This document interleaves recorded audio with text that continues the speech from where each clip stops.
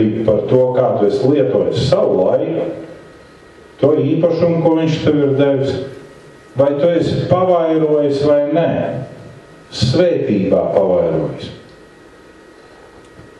Te neiet runa par trūkumu un nabadzību. Te iet runa par to, ka ir labi sapņot lielus sapņus, ir labi gribēt piedzīvot lielas svētības. Bet ir zināms ceļš, kurš ir jānoiet, lai to sasniegtu. Un nevajag skriet ātrāk pa šo ceļu, kā virzās uz priekšu visa karavāna. Mēs reizēm piedzīvojam Latvijas apstākļos to, ka ir cilvēki, kur grib 3 dienās kļūt stāvus bagāti. Tā mēs viņus saucam. Un reizēm mēs viņus nosodām. Mūsu priekšā nolikts tieši tas pat. Ne. Domās viss sākās un turpinājums ir, kas grib iedzīvoties bagātībā, tie krīt kārdināšanas lamatās. Es gribu būt, man vajag to, vēl kaut ko. Okay.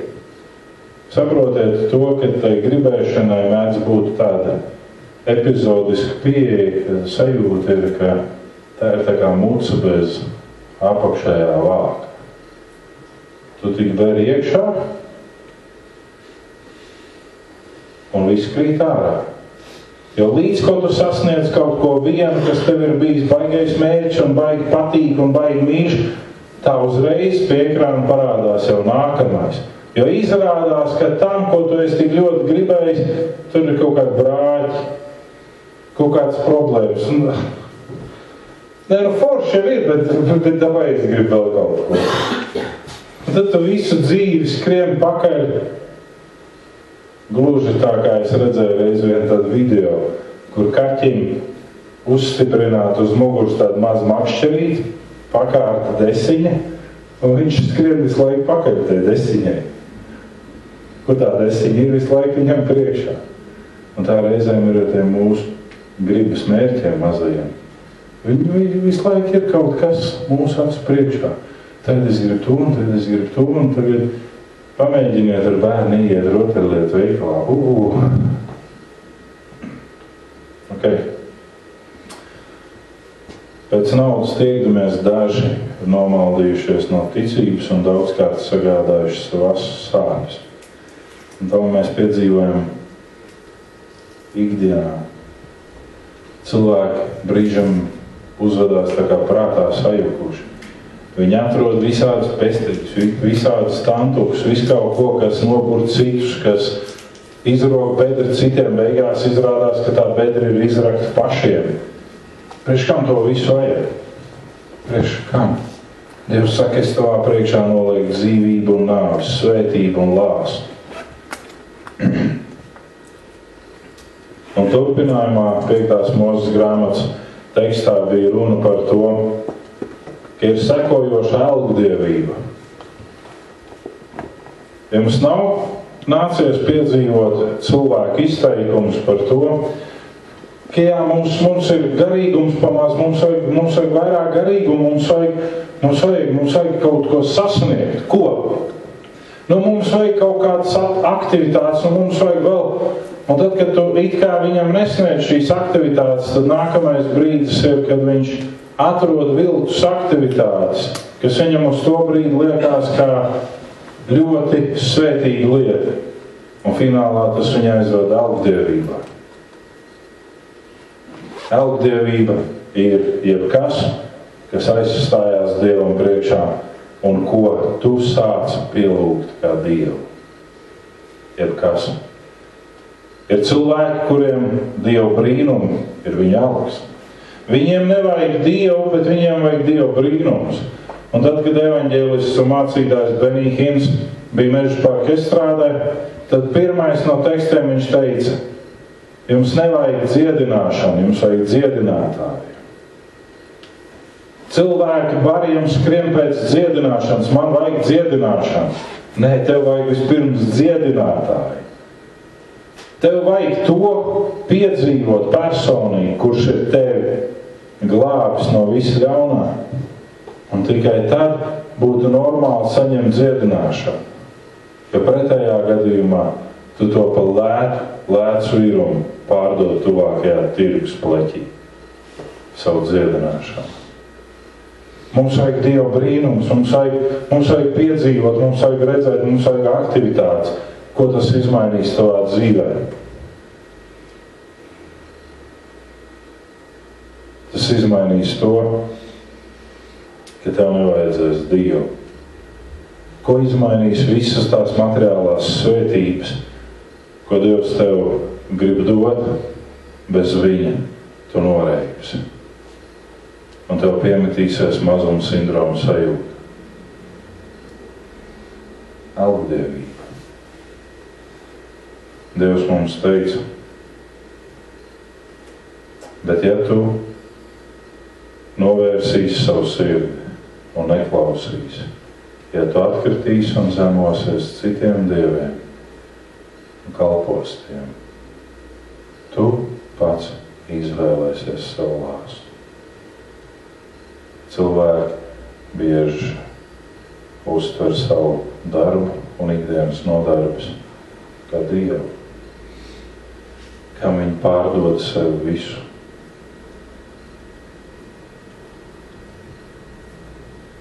Šodien ir ļoti populārs un izplatīts neopagānisms, kurš nesaka, ka Dieva nav, bet kurš 3 citus dievus liek Dieva vietā.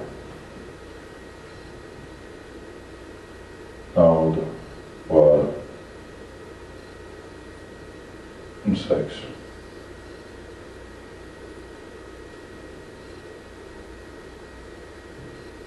Lāsts un lāsta inicializācija ikdienā ir pretmets tai svētībai, ko Dievs tev piedāvā. Ir pilnīgs pretstats, un nevis Dievs dara ļauno, bet tu izvēlēs ļauno, tu izvēlēs slikto. To mums pasaka šī rakstiet. Ja tu izvēlies iet, kā piemērs, pie tantes, lai uzlikt lāstu kādam, kurš tad to izvēlējās? Tante tev aiz rokas rāva?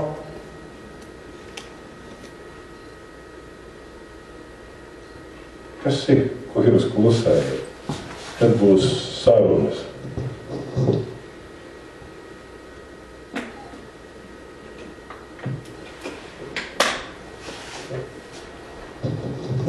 Man jau ir muti izkaltus runājot, ja jūs tikai smaidat un skatāties uz mani. Mēs klausamies.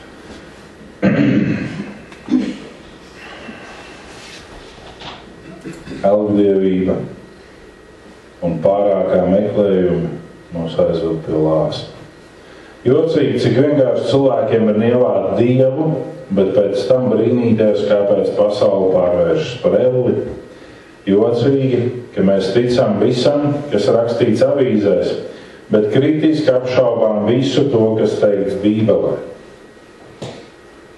Jocīgi, ka visi grib tikt debesīs, domājot, ka nemaz nevajag ticēt, domāt un darīt kaut ko pēc Bībeles.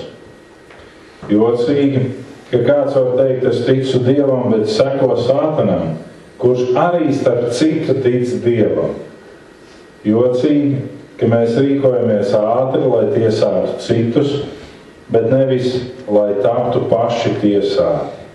Jocīgi, ka tu vari sūtīt 1000 joku caur e-pastu, bet, kad vajadzīgs nosūtīt kādu ziņu, kas atgādina par Dievu vai Jēzu, tad tiek apsvērts 2 vai tas tiešām vajadzīgs. Jocīgi, cik daudz netītrību, rupību, vulgaritātes un piedauzības plūst caur internetu, bet atvērta diskusija par Dievu skolā vai darba vietā tiek apspiest un ierobežota. Jocīgi, ka kāds svētdienās var būt dedzīgs Kristus sekotājs, bet visu pārējo nedēļu ir pilnīgi neredzams savā kristīgajā būtībā.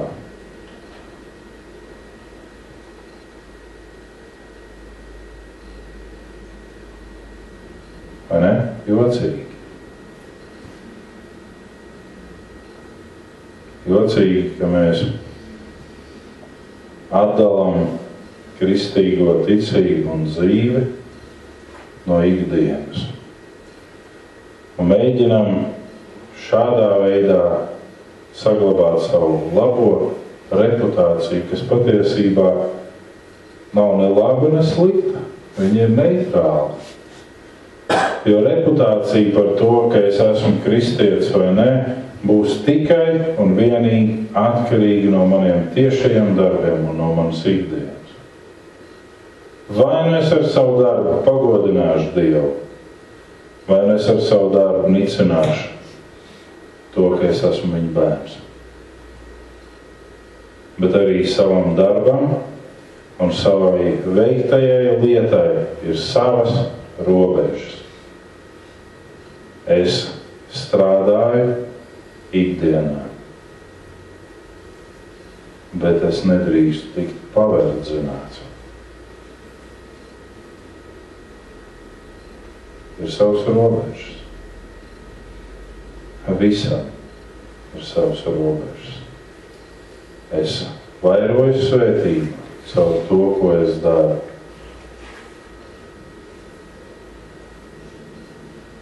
Bet mani darba devēji un tiešie priekšnieki nedrīkst pārkāpt manas robežas. Un ja šīs robežas tiek pārkāptas, tad mēs šķiramies. Mēs šķiramies. Jūs jau garlaikojaties un sākat migt ciet pēdējais punkts. Liecinieki un rezultāti. Jūs lasījāt kopā ar mani 5. Mūzes grāmatā, ka tiek piesaukti liecinieki. Liecinieki tai svētībai un tam lāstam, ko Dievs noliek mūsu priekšā katru dienu. Tiek piesaukti liecinieki. Nosauciet man viņus. Kas ir par lieciniekiem piesaukt? Kaimiņi. Labi. Vēl versijas.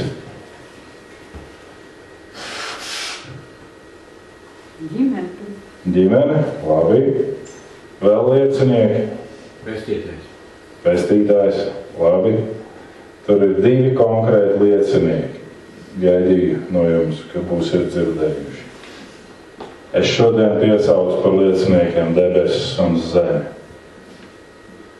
Kāpēc debesis un zemi? Tāpēc, ka debesis un zemi nav korumpēti. Un viņi savu viedokli nemainīs. Liecinieki, kurus arī tu un es mēs nevaram ietekmēt.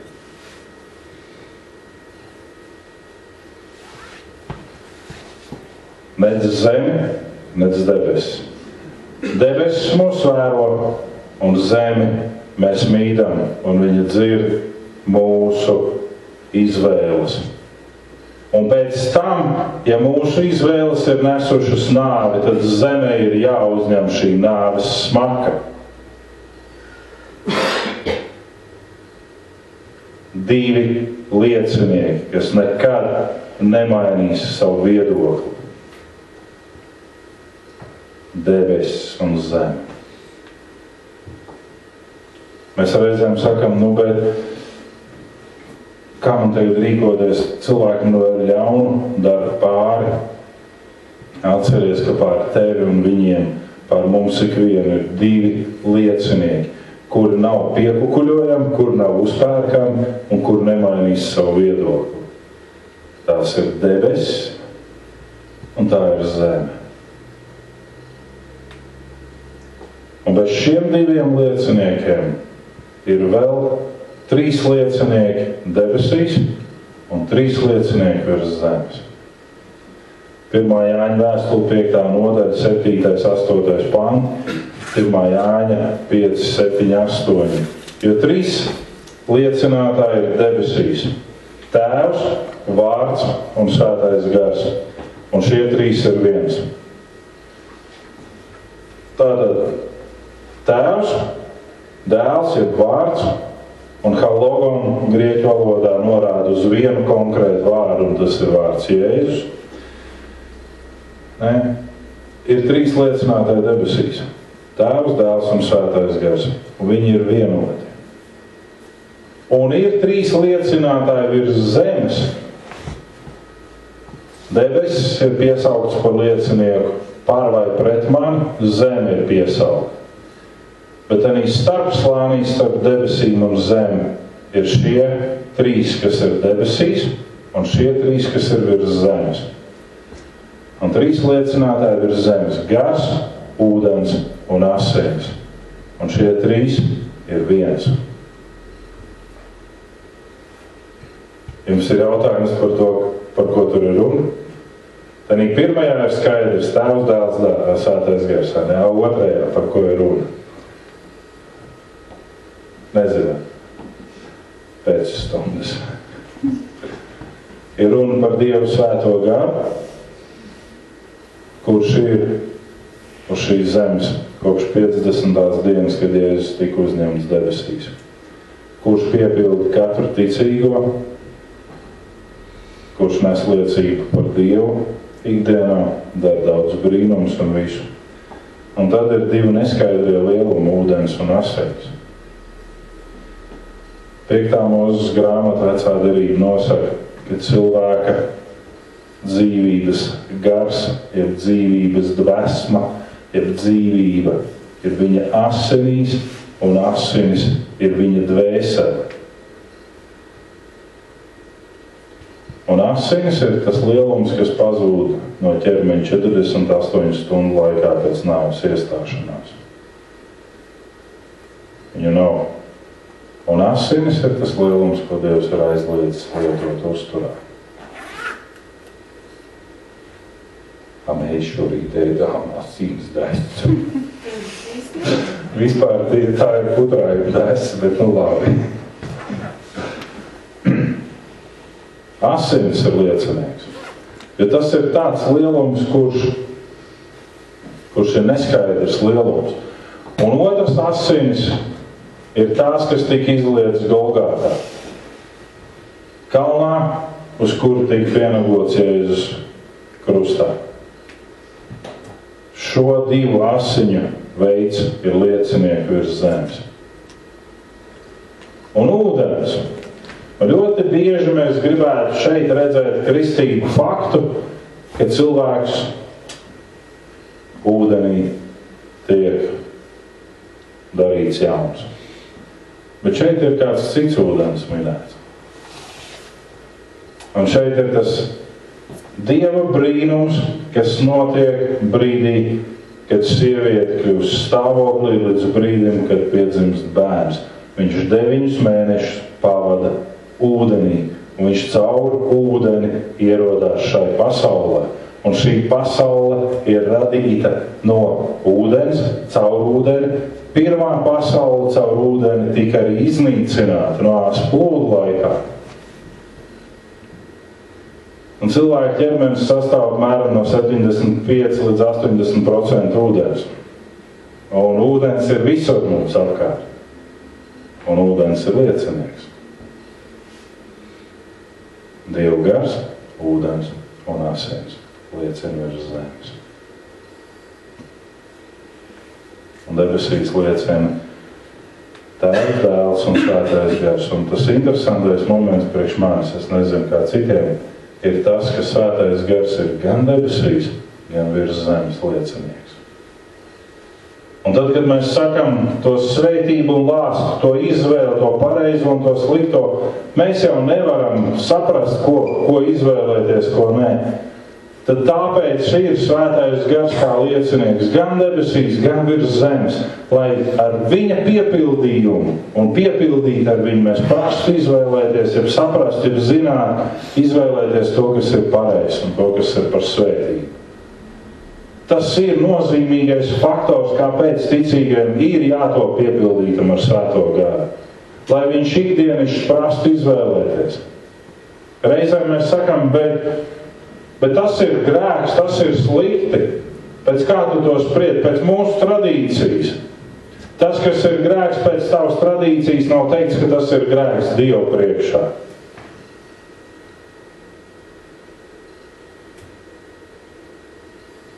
Jo šajā situācijā, kā piemērs parasti minu Jēzus ciltsrakstus.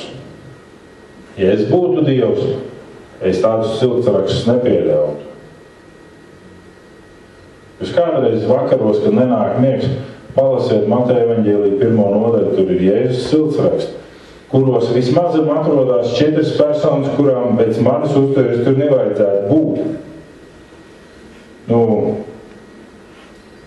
Es gādāju par to, lai manam bērnam tur stūrī sēdošam ir labi ciltsraksti.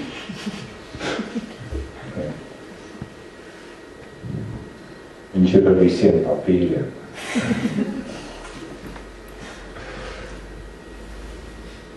Bet tur ir tāda ciltsraksta, liekas, Dievs redz savādāk. Lai tu redzētu tā, kā redz Dievs, lai tu izvēlētos to, ko Dievs ir paredzējis, tev ir vajadzīgs svētais gars. Ir vajadzīgs vienkārši. Viss, nav variantu. Rezultāti izvēlei un izvēles sekas ir vai nu dzīvība un svētība, vai nu nāve un lāsts. Bet tad, kad mēs runājam par to svētību, tad mums ir jāievēro, ka 5. Mūzes grāmata teica, ka šī svētība būs tev un tiem, kas sekos tev, taviem pēcnācējiem. Tā svētība neapstājās tikai ar tevi. Tā svētība nav kaut kas tāds, kas neturpinātos.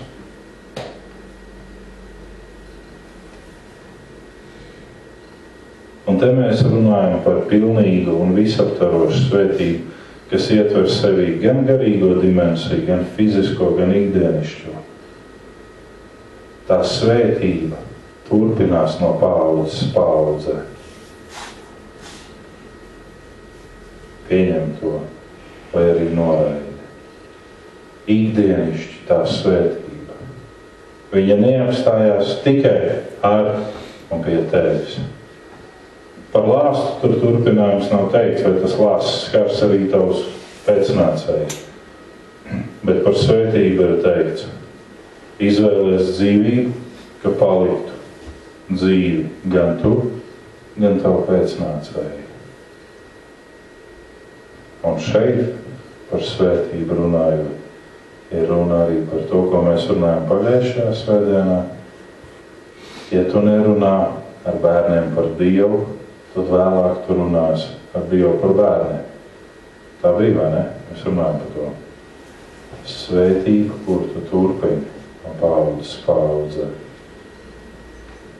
Iespējams, ja jūs labi uzvedīsieties, kādreiz mēs runāsim par to nāvi un aizmigšanu, jo tur ir zināma atšķirība.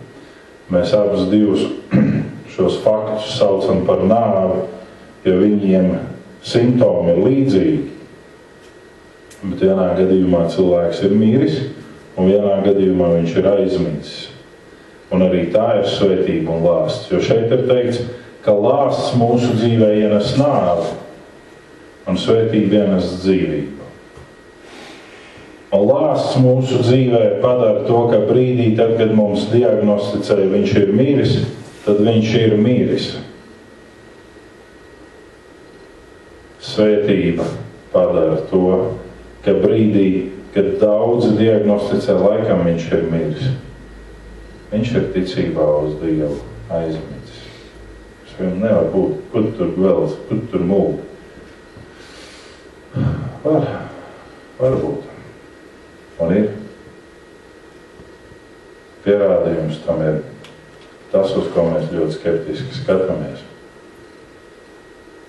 Par ko ir teikts 15. psalmā, daudzos citos.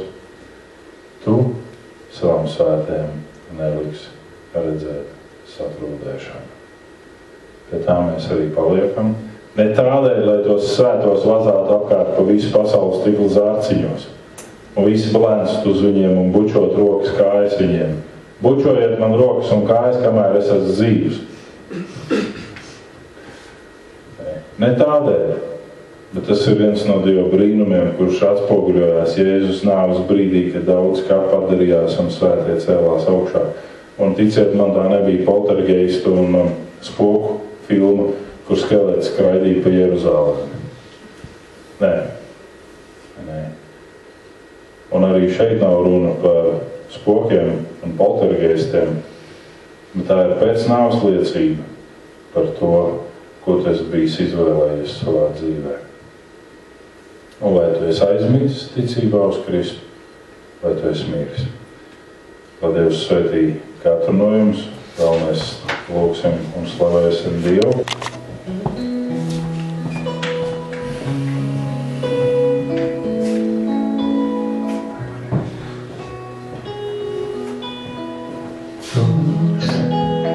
Nāc manā sirdī, kā savas tās rītā uzvārtas dāmas.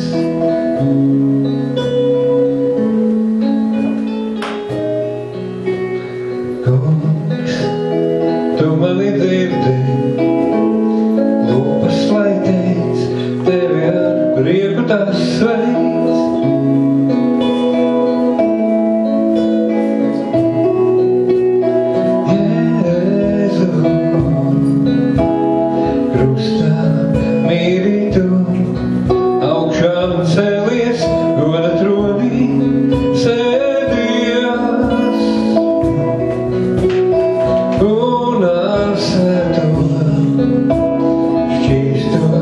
Mīlestību, tu man savu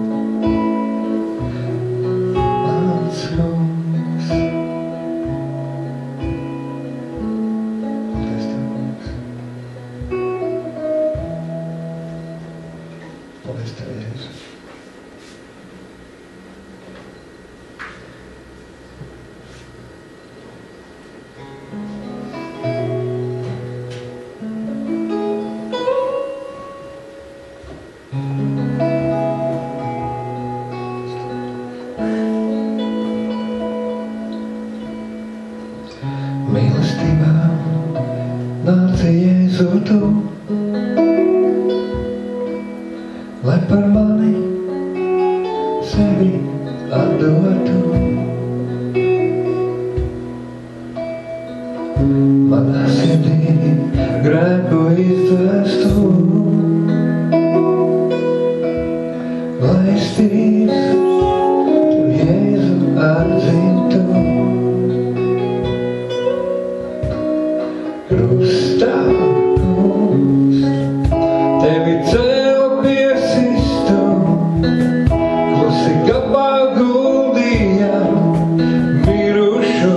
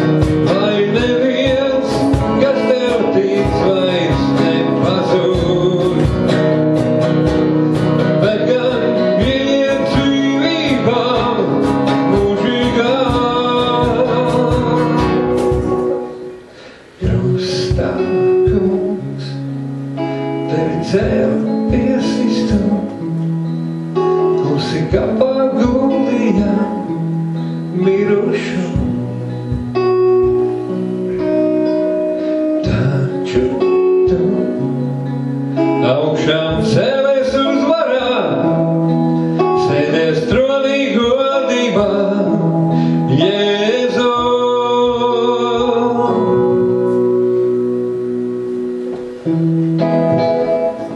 Pirms mēs braucām šurp gan vakar, gan šodien, un pirms izskanējā pēdējā dziesma, mēs daudz runājām ar Valdi. Es nezinu, vai var tajās dažās minūšu desmitēs un stundās izrunāt tos gadus, ko mēs nebijām tikušies. Bet viņš man pateica kādus zināmus savus plānus un domas, un es ticu arī tās ir viņas sirds izjūtas un lūkšanas par savu nākotni un par to, ko viņš tā kā gribētu un kā viņš gribētu. Un es domāju, ka viens no tādiem labiem devumiem varētu būt tas, ka mēs lūgtu Dievu par viņu un svētītu. Lai šie plāni un Dieva mērķi ar viņu ikdienu. Bet saka, Valda, tu var. Mums tev ir tas ir līdzis lūdzis. Debes Tēvs, Tev pateicos Jēzus vārdā par Valdu, un es pateicos Tēvs par to svētību, kuru viņš ir nesis mums katram, gan šodien, gan arī daudzreiz iepriekš. Es Tev pateicos, Tēvs, par to, ka Tu esi caur savu svēto garu darbojies, caur valdi un devis arī šo iespēju rakstīt dziesmas un uzrunāt ļaudis.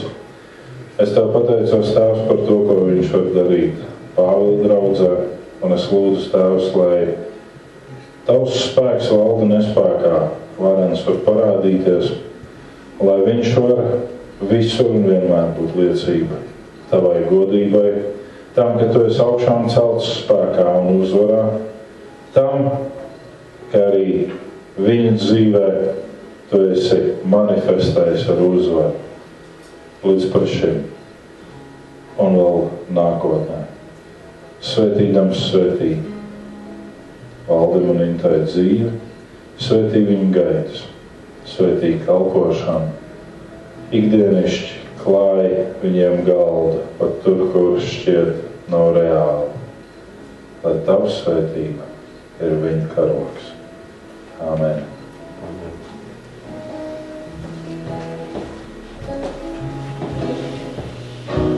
Tu, kas esi, kas mans, kas ir, visu Tev, kungs, atdodu. Tavās rokās ietu, lai ar Tevi dzīvotu. Tu, kas esi, kas mans, kas ir, visu Tev, kungs, atdodu. Tavās rokās ielieku, lai ar Tevi dzīvotu. Jēzu, esmu Tavs. Mēs kopā jautā. Jēzu, esmu Tavs. Tu, kas esi, kas mans, kas ir, visu Tev, kungs, atdodu. Tavās rokās ielieku, lai ar Tevi dzīvotu. Tu, kas esi, kas mans, kas ir, visu Tev, kungs, atdodu.